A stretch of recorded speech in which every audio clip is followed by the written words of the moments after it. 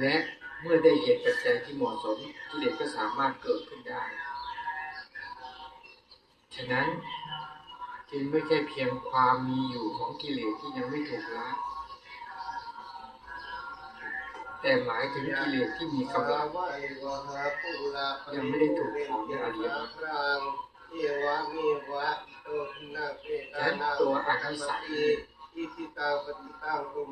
พูดถึงในเรื่องของอนุสัยอย่างนี้แล้วอนุสัยเนี่ยเป็นธรรมที่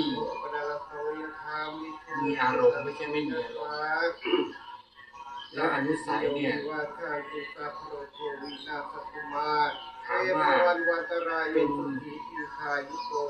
ปัญญาคตาเหตุการหรือเป็นจิตตาวิปยุตไม่เป็นทั้งสามอนุสัยนั้นเนี่ย